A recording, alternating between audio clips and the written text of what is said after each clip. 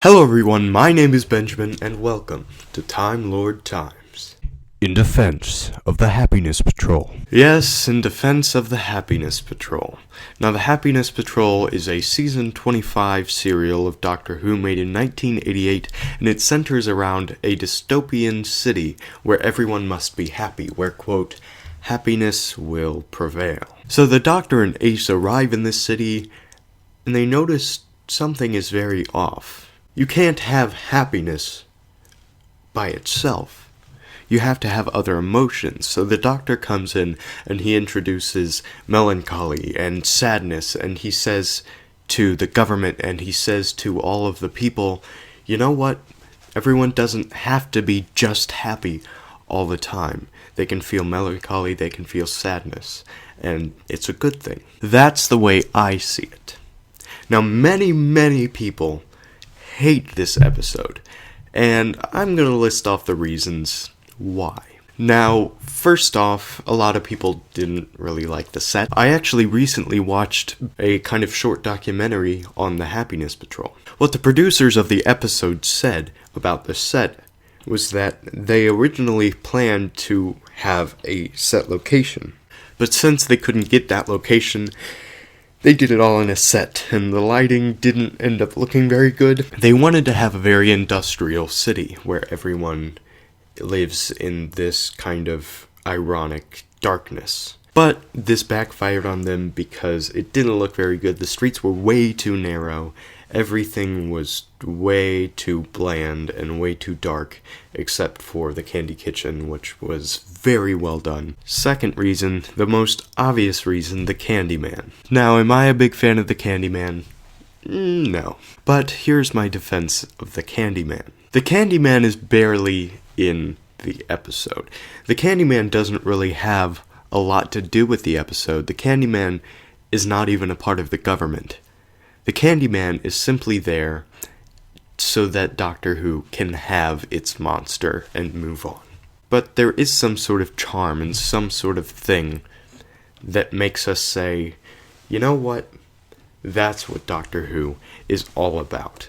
About taking this weird concept and this weird creature and just acting like it's all a normal day. So I gotta have a little respect for that. Really, any other arguments have to be shot down.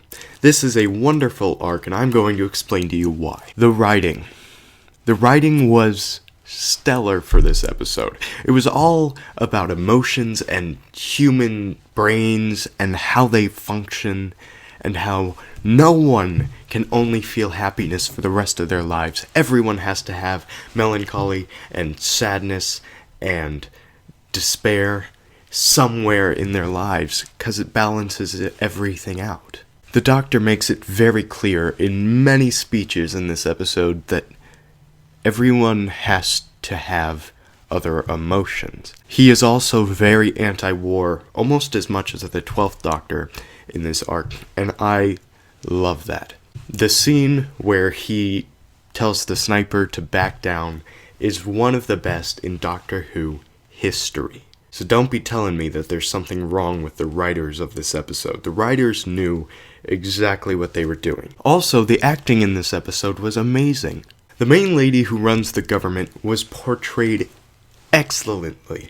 I mean, everyone looked a little weird, yes, but that was the point. It's called the Happiness Patrol. It's got a monster that's made of candy. I don't think we were expecting people to look normal. Anyway, Sylvester McCoy did an excellent job, so did Sophie Aldred, and all of the guest cast.